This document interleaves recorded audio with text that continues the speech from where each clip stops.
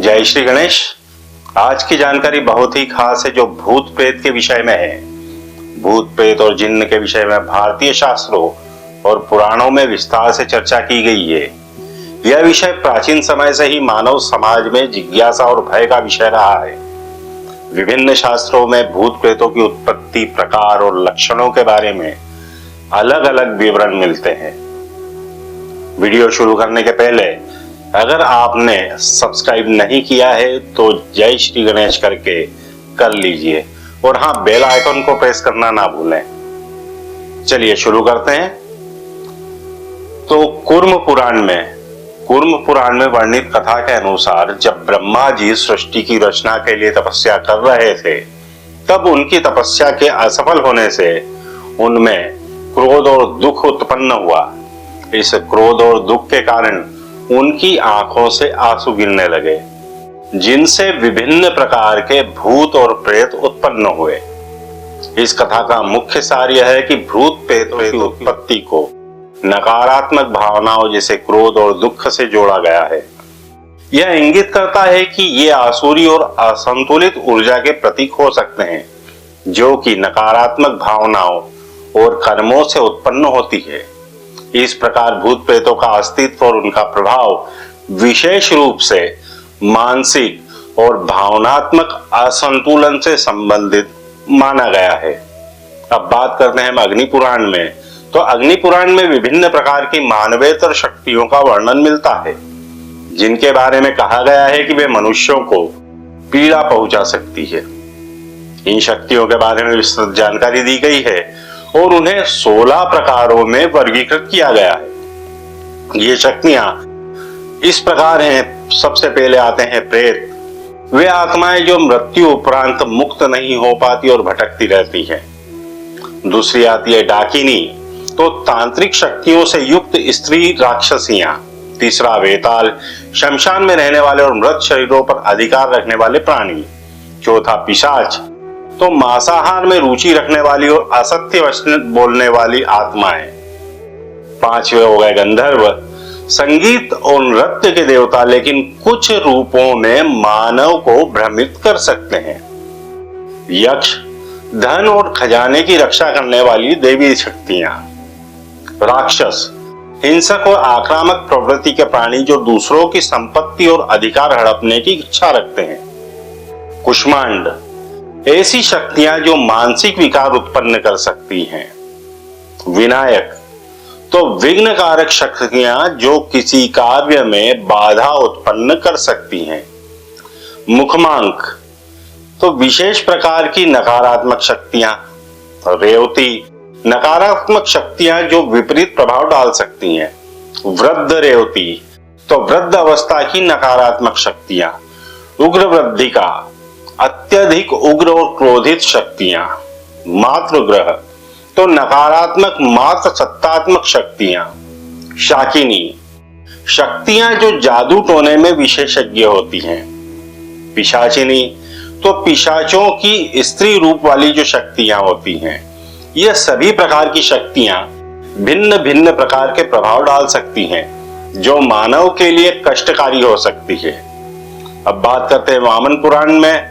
तो वामन पुराण में भूत प्रेतों के विषय में विस्तृत विवरण मिलता है। इसमें कहा गया है कि भूत प्रेतों की संख्या करोड़ों में हो सकती है, जिससे यह संकेत मिलता है कि इनकी उपस्थिति व्यापक और विविध हो सकती है। आकृति और स्वरूप, तो वामन पुराण में भूत प्रेतों की आकृति का वर्णन इस प्रकार है। आंखें, तो भूत प्रेतों की जो आंखें होती है वो भूरे रंग की होती है।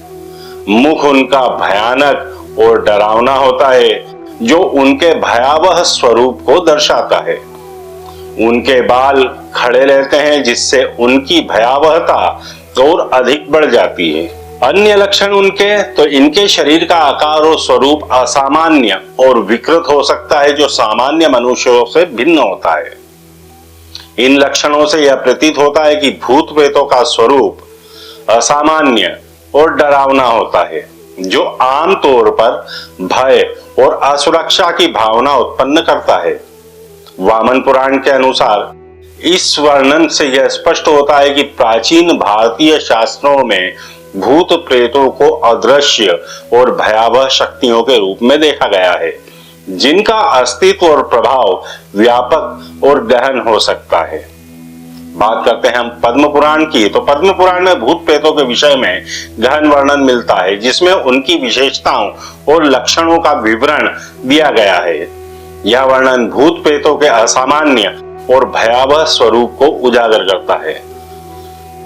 पद्म पुराण के अनुसार तो आंखें भूत प्रेतों की आंखें अंदर की ओर होती है, जिससे उनका दृष्टिकोण और अधिक भयानक प्रतीत होता है। इनका शरीर अस्थि पंजर जैसा होता है, यानी वे बहुत ही पतले और कमजोर दिखाई देते हैं, मानो केवल हड्डियों का ढांचा हो। इनका संपूर्ण स्वरूप भयावह होता है, जिससे लोगों में डर उत्पन्न होता है। इनकी जीभ हमेशा हिलती रहती है, जो उनकी अस्थिरता और अशांति का संकेत देती है। पद्म पुराण में यह भी बताया गया है कि भूत प्रेतों का प्रिय आहार रक्त होता है। यह उन्हें पिशाच और अन्य रक्त पिपासु प्राणियों के रूप में भी दर्शाता है। इस प्रकार पद्म पुराण में भूत प्रेतों को असामान्य और डरावने प्राणियों के रूप में प्रस्तुत किया गया है, जो सामान्य मानव अनुभव से परे है।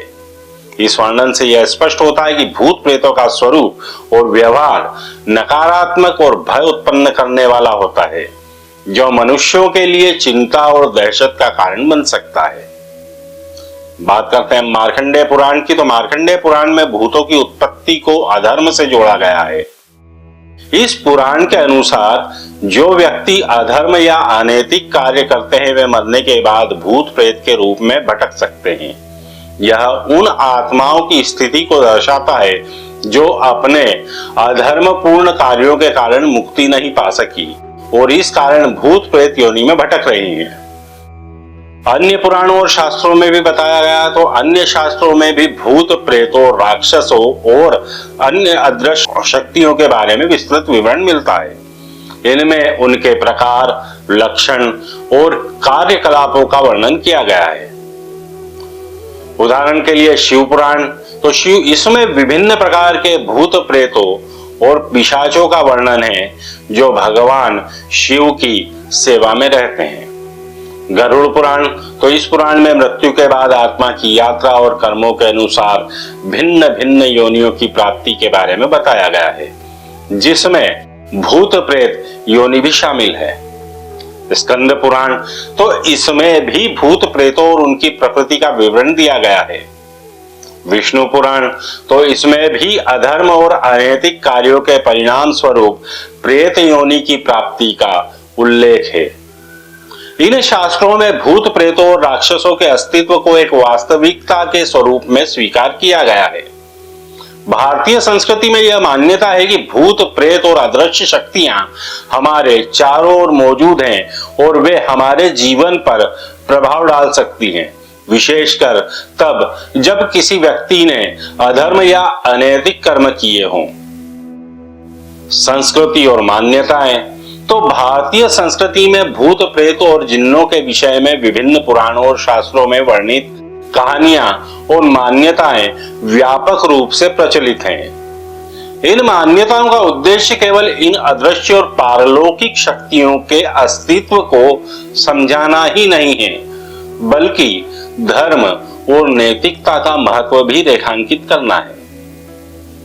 इन कथाओं और मान्यताओं के माध्यम से समाज में यह संदेश प्रसारित किया जाता है कि अधर्म, अनैतिकता और नकारात्मकता कर्मों का परिणाम व्यक्ति को भूत प्रेत योनि में भटकने के रूप में मिल सकता है। यह लोगों को सही मार्ग पर चलने और धर्म का पालन करने के लिए प्रेरित करने का एक तरीका है। अब निवारण के उपाय की बात करते हैं, तो शास्त्रों में भूत प्रेतों के प्रभाव से बचने के लिए विभिन्न उपाय सुझाए गए हैं, जिनमें धार्मिक अनुष्ठान, मंत्रों का जाप, हवन और पूजा पाठ शामिल है। ये उपाय व्यक्ति को नकारात्मक शक्तियों से बचाने और सकारात्मक ऊर्जा के संरक्षण में सहायक माने जाते हैं। तो सबसे पहले हम मंत्र जाप की बात करते हैं, तो विशेष मंत्रों का उच्चारण जैसे कि हनुमान चालीसा, महामृत्युंजय मंत्र आदि जो नकारात्मक शक्तियों को दूर रखने में सहायक माने जाते हैं। हवन और यज्ञ तो शास्त्रों में अग्नि में आहुति देने से नकारात्मक ऊर्जा का नाश होने की मान्यता है। पूजा पाठ तो नियमित पूजा और पाठ करने से, भगवान की आराधना करने से भी व्यक्ति को भूत प्रेत के प्रभाव से बचने में सहायता मिलती है। और धार्मिक और नैतिक शिक्षा तो इन शास्त्रों में उल्लेखित कहानियों और उपाय केवल धार्मिक परंपराओं के पालन के लिए ही नहीं, बल्कि वे नैतिक और सही जीवन जीने की प्रेरणा भी देती है।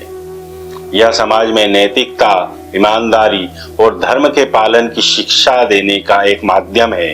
इस प्रकार भारतीय संस्कृति में भूत प्रेत और जिन्न की कहानियों और मान्यताएं केवल मनोरंजन के लिए नहीं है, बल्कि वे लोगों को सही और धार्मिक जीवन जीने के लिए प्रेरित करती है।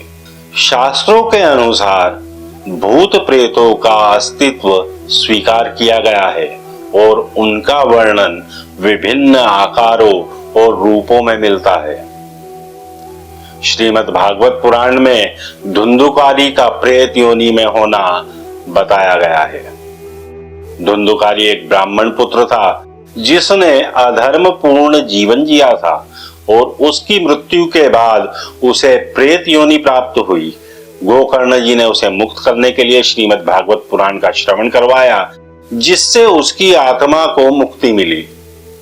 इस कथा से यह स्पष्ट होता है कि शास्त्रों में प्रेत योनि को एक वास्तविक अवस्था के रूप में माना गया है, जिसे आत्माओं की अधर्म पूर्ण कर्मों के परिणाम स्वरूप प्राप्त होता है।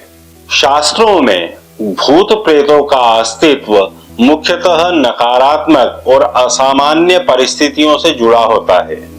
यह अवधारणा यह दर्शाती है कि जो आत्माएं अपने जीवन काल में अधर्म, अनैतिकता या अन्य नकारात्मक कर्म करती है, वे मृत्यु के बाद प्रेत योनि में भटक सकती है। इन आत्माओं का अस्तित्व आमतौर पर अधूरी इच्छाएं, अपरिपूर्ण कर्मों या आत्मिक असंतोष से संबंधित होता है। यह भी महत्वपूर्ण है कि भूत प्रेतों की अस्तित्व की प्रति मान्यताएं और विश्वास सांस्कृतिक, धार्मिक और ऐतिहासिक संदर्भों पर निर्भर करती है।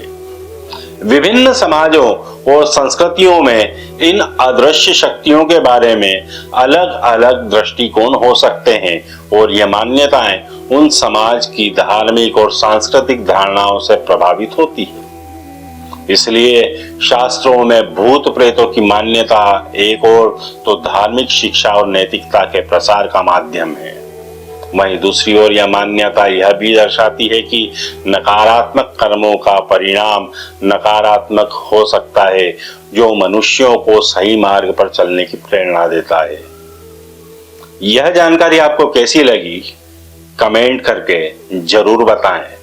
और अगर आपको लगता है कि ये जानकारी और लोगों तक भी पहुंचनी चाहिए तो शेयर करने में कंजूसी ना करें। लाइक तो आप जब तक आप कर चुके होंगे। अगला टॉपिक क्या होना चाहिए जरूर बताएं। राम राम।